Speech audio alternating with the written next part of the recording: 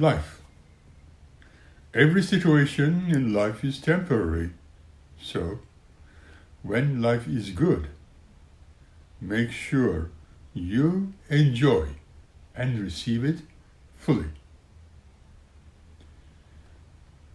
And when life is not so good, remember that it will not last forever, and better days are on the way.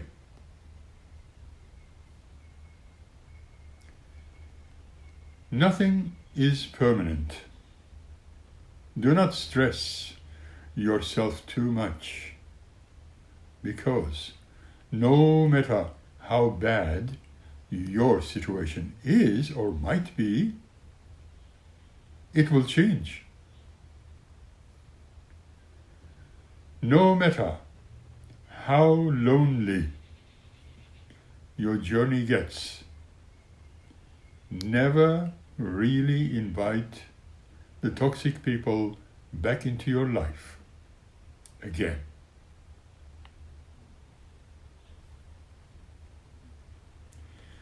Never forget that walking away from something unhealthy is always the best. Even if you stumble a little on your way out the door. Remind yourself every day, I am in charge of my happiness. I will not let anything outside of myself control me. I am creating a life that feels good on the inside, and it will turn into experiences that are good on the outside.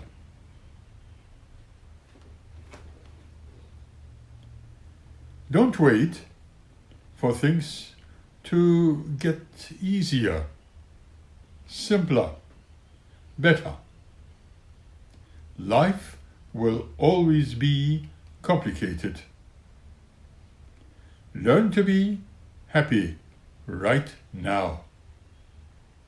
Otherwise, you'll run out of time.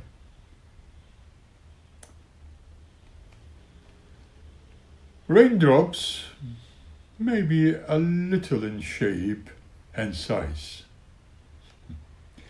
but their continuous fall makes a river overflow.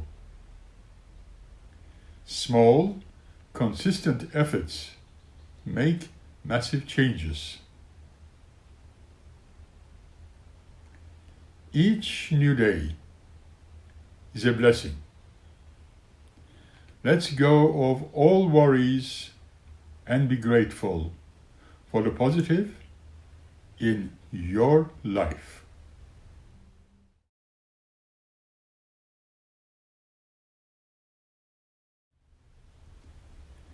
Happiness is the ability to move forward, knowing the future will be better than the past.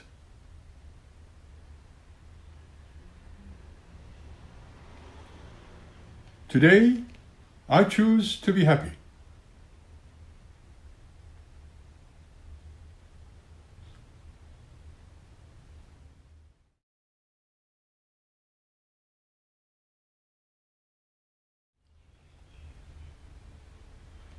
Hello and welcome to the program.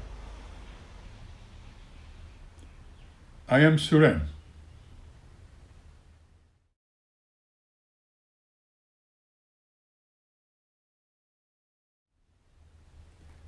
Assuming that you have been doing some relaxation and the deep relaxation exercises,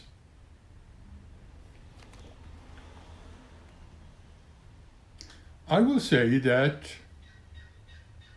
it is great. The more relaxed you are, we all are, the easier and better it is for us to travel. I believe that we cannot and would not just want to move our bodies. And I feel that you don't want to do that at this moment either. Sit down, relax. As you listen to my voice, you are beginning to feel very light and free. It seems as if you are able to lift yourself off your chair without even moving a single finger. I don't know how you are doing it, but there is nothing to worry and stop you. You are still in control of yourself.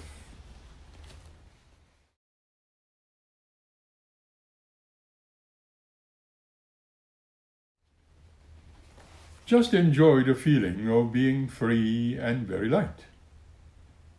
Interactively. It seems that you can move in any direction you want or choose. However, let us not get too carried away, shall we?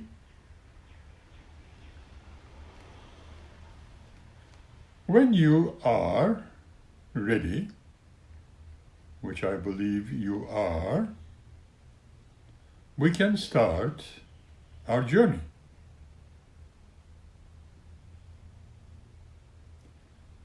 Making our way to the front door. As we approach it, it opens for us, and we don't need to walk out as we normally would, but gently glide into the garden.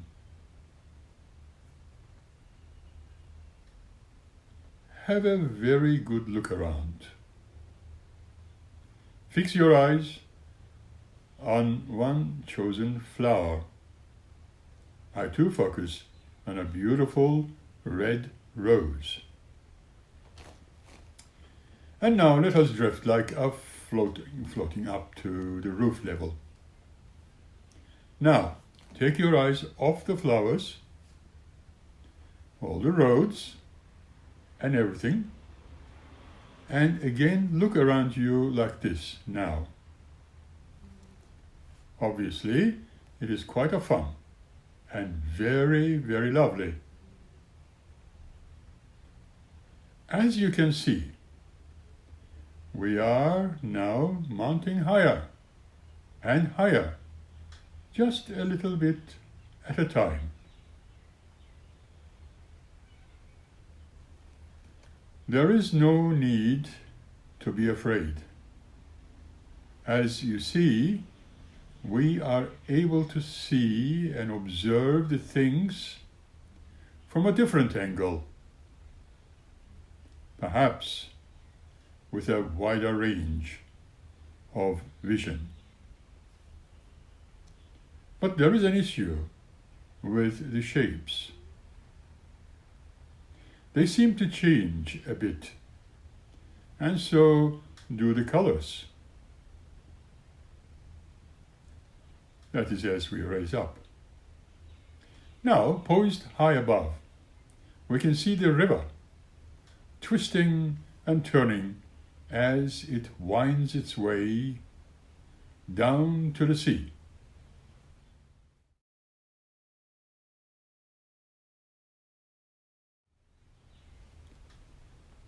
We can also watch the traffic on the road. Do you see what I am seeing? Do you recognize any of the cars? However, we don't have to follow the line of the road as we can do with the river. as it goes into hiding among the growth of oak, beech, and other wonderful species of trees. I can see the church towers piercing through the tall trees.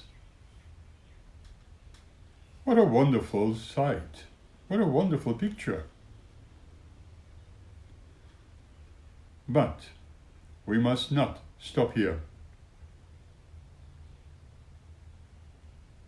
We must continue,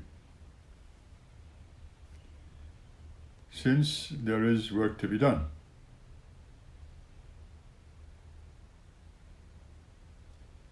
We raise up still further and higher than the mountains. Continually, our view widens. The colors transmute. We have indeed reached the height where we can see the whole world revolving now.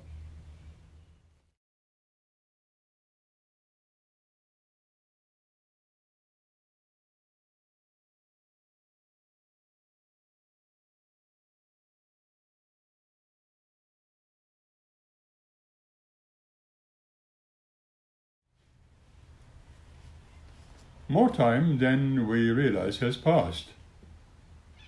Our day is wearing on, and we are watching the rest. And now the sun is setting. As it slips away, we cannot take our eyes away from the magnificent glow of colors. In case we miss out on any of the splendor, crimson, scarlet, dark orange, pale yellow, and turquoise, and blue gradually grow on and on until darkness falls. You can look up the stars like I do, winking like the jewels in the sky, and dancing in the light of the moon.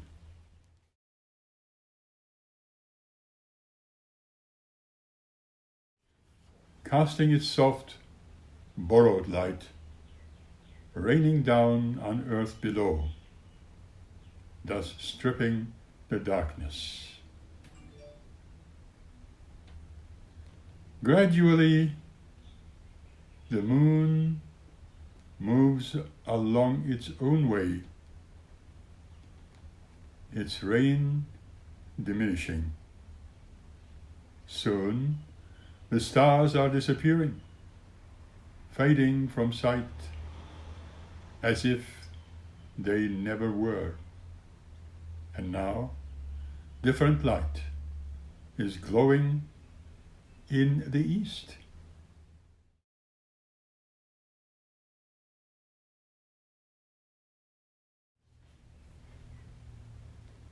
As we return gradually homewards, we see the sun just lifting its head up. The glory of the colors filling the sky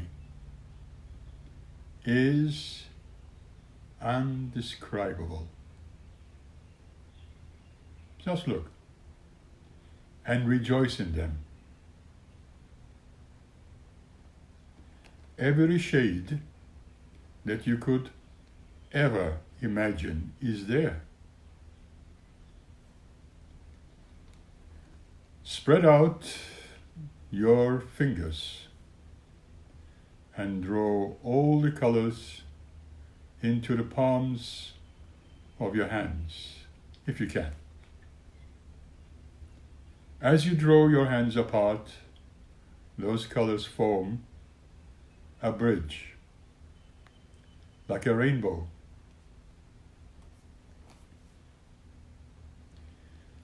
In whatever direction you put your hands, your rainbows follow and remain within your hands. So, let's put our minds and those colors to good use. Remember again that we are floating above the earth with all its sicknesses, concerns, and traumas. Start now sending out the healing colors, vibrating down there, possibly turning your hands so that they cover the whole earth. You will not stop, nor can do so until you heal deep in your heart that you have tried your very best. Only time will answer its result, whether or not with your efforts you have helped, and trust the process.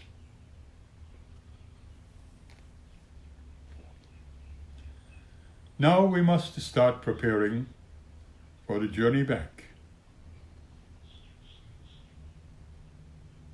Bring your hands together again,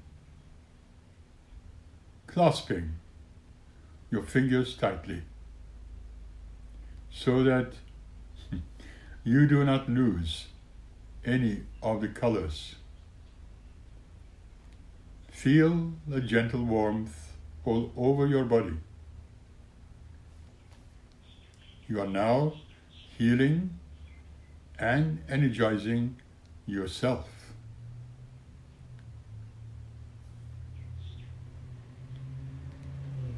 We are all set to return.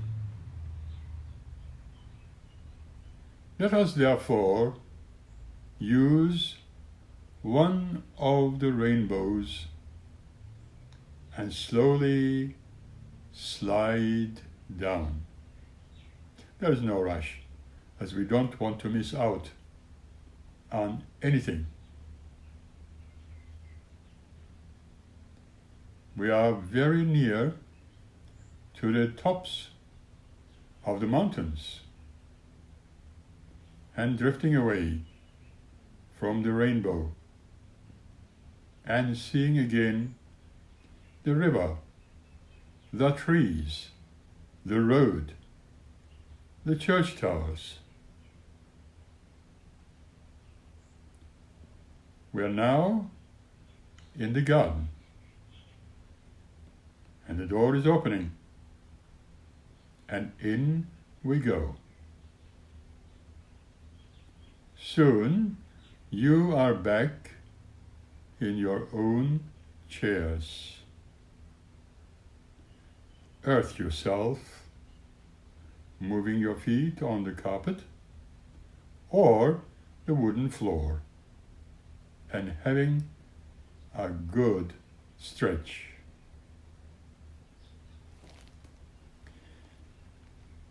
Now we will talk about our experiences,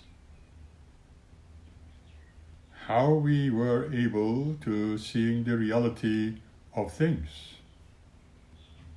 And I'm truly thankful for the way the universe heals the earth by way of the sun casting its light upon every creature, and the glory of color from sunrise to sunset, to sunrise again, forever.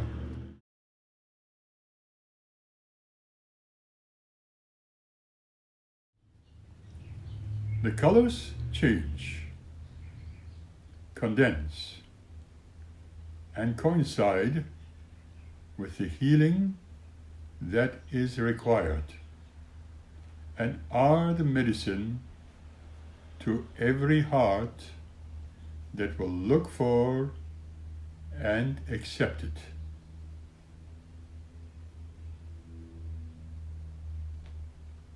We can stop here for a little while,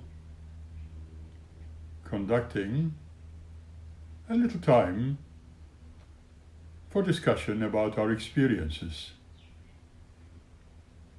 and then continue with the next meditation, if you prefer.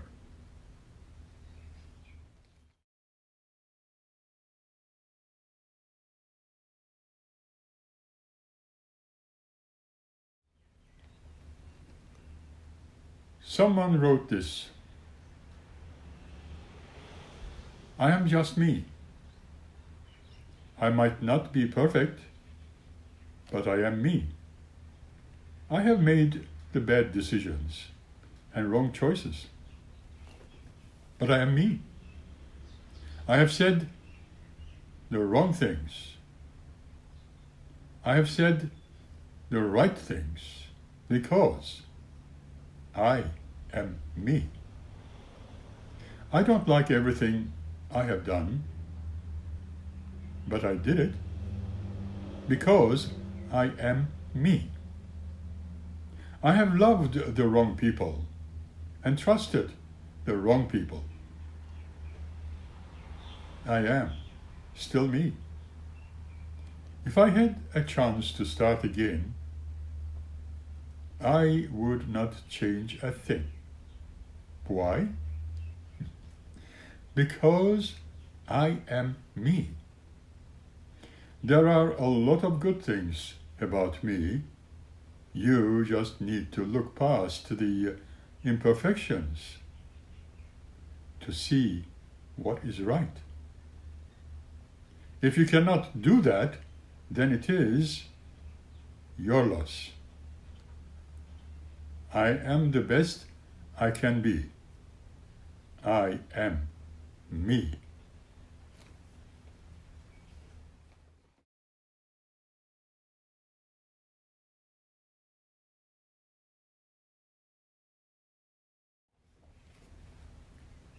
Let us make ourselves really comfortable now. You can close your eyes, if you like. Breathing gently and normally. I want you to listen and hear mainly my voice in this particular meditation. I wish you to breathe through your nose and exhale through your mouth. As you do this, you will notice that your breathing is slower and your body is more and more relaxed.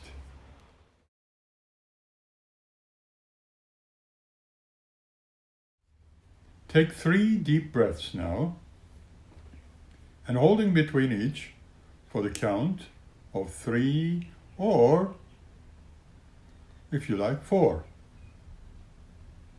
Are you comfortable? Good. Then we are ready to go on our journey.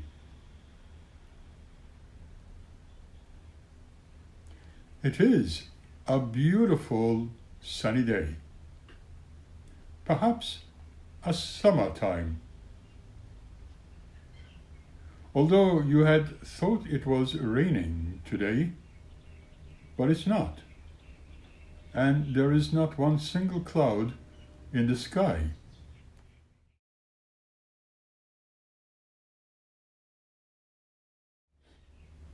The front door is opening.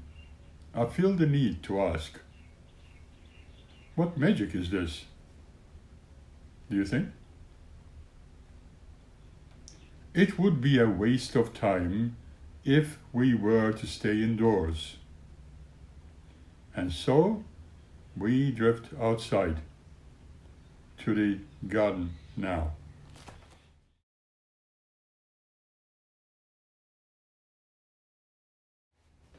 It seems that neighbors had the same thought.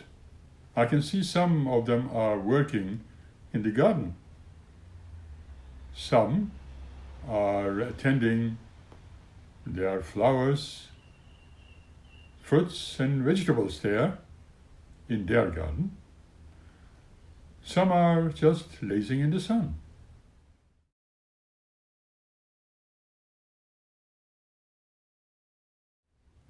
Apart from a murmur of speeches of people, all is quiet. Wonderful. Suddenly, silence is broken by an unusual sound. The clip-clopping of horses' hooves coming along the road.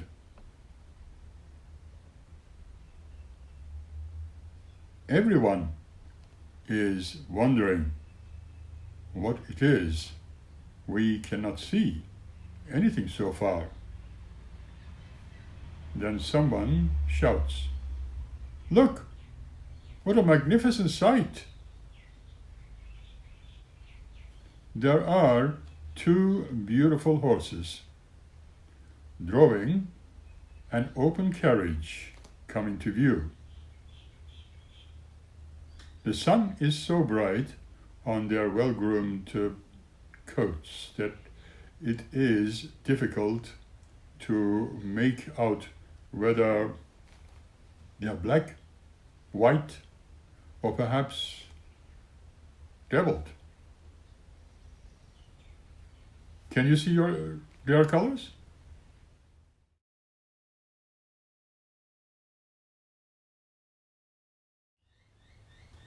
As they draw nearer, we can see the driver is wearing a hard black hat, a short red coat, white trousers, black boots and spats.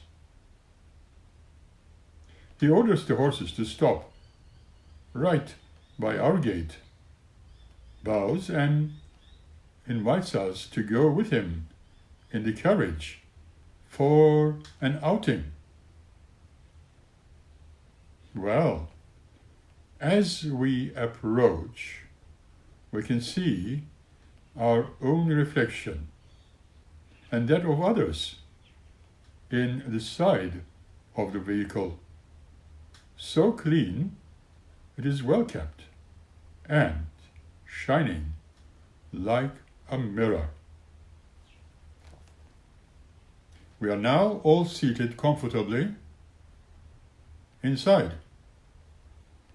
If you need it, here is a striped hand-woven rug to pull over our knees. And off we go. Does anyone know where? Well, it makes no difference, I suppose. But we will enjoy ourselves. Wherever it is, doesn't matter. Soon we are in the country, away from the hustle and bustle of everyday life. It feels so quiet here, with only the rhythmic sounds of the horses' hooves. The scenery is superb. We have never seen this before, and asking the driver where we are at, with not a house or chimney in sight. The driver tells us that he is taking us on a journey back in time. Wow! We are on the old road, as he tells us. A long time ago, at one stage, coaches used to travel once upon a time in here.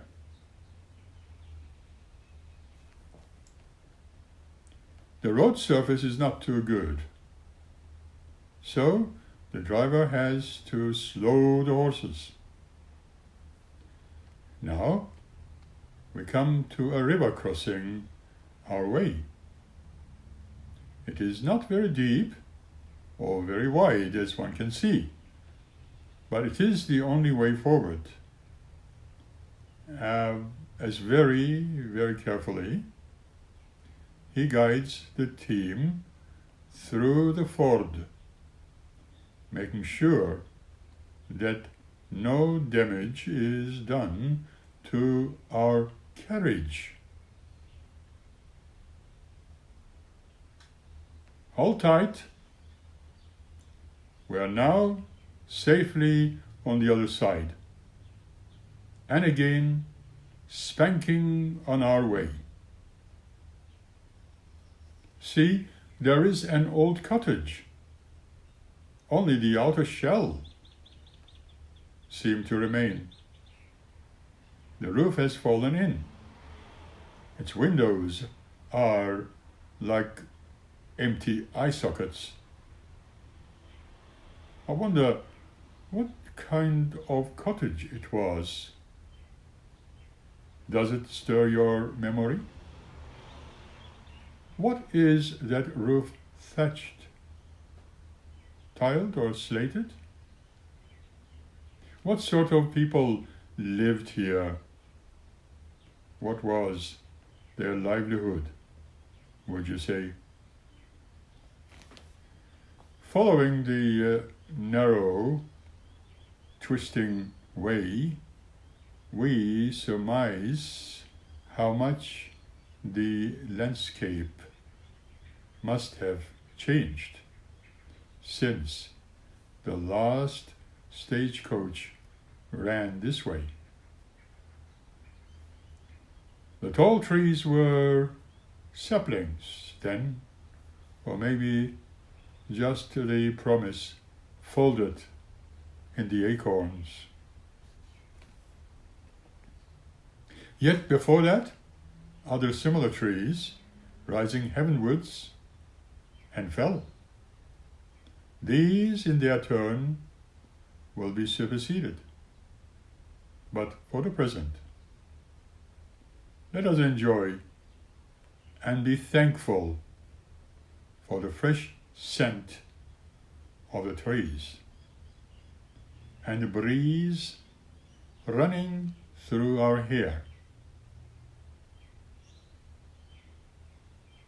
Look here. Here is a big house ahead of us, which was built of solid trees. Just see that solid great door right now. It is opened by the smiling host in his long white apron. We are welcomed inside, where the board is set, ready for us, and two women in neat bygone dress come to wait on us as we take our seats, eager to partake of the plentiful fare. What of the driver? Well, he's obviously taking care of the horses before he takes any refreshment. The door of the inn opens and we see a group of people hesitating on the threshold. One is a patriarchal-looking old man with a staff in one hand and a purse in the other, a skull cap on his head. "I can pay for what I have," he says, hopefully to the host Behind him is a small colored man in a long white robe. His smile is pleading as he says, "I can sing for my supper, sir." After him are a young, thinly clad couple. The woman, leaning on her husband, has a baby in her arms. "I can work for anything that you can give us," the husband offers. The host strides purposefully, grimly towards them.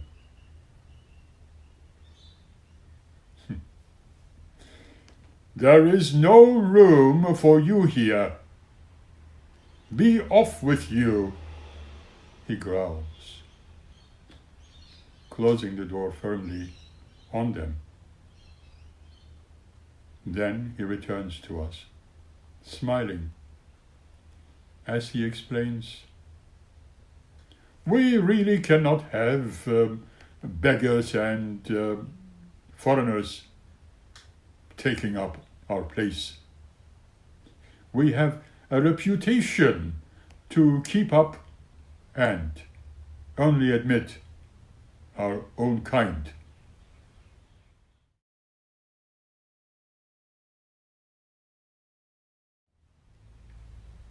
We begin to wonder if we have indeed traveled so far back in time.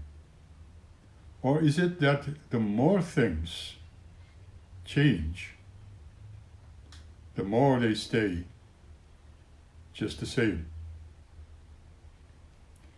Do you feel uncomfortable, wishing that we had the nerve to join one of the serving women we can see slipping out of the back door, and with the driver making a little offering to the strangers?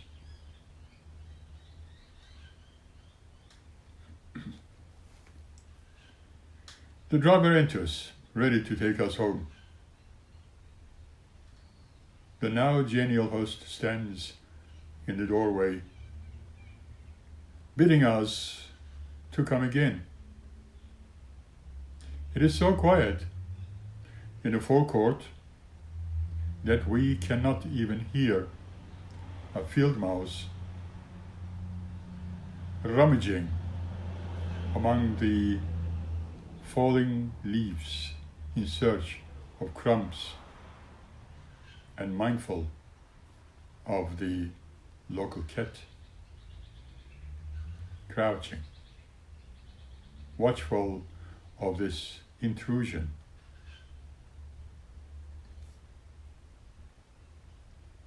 We drive home by a different road, crossing the river.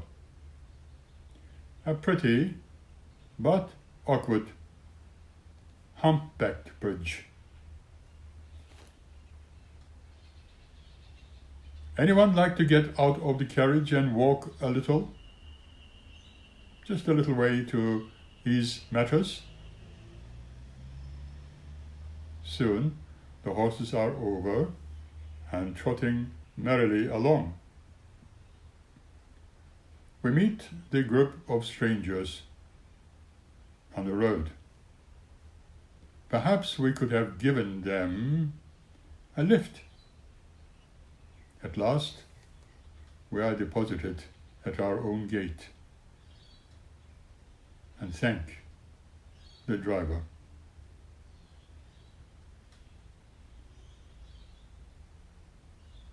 "Enjoyed yourselves?" our neighbors call. "Of course," we answer. The sun is now setting, and we are once more in our easy chairs, relaxed, but with minds alert.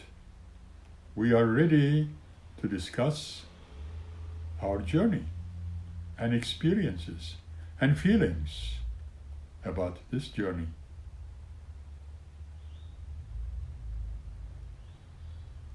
So we end our session, thus the episode we have been engaged in today.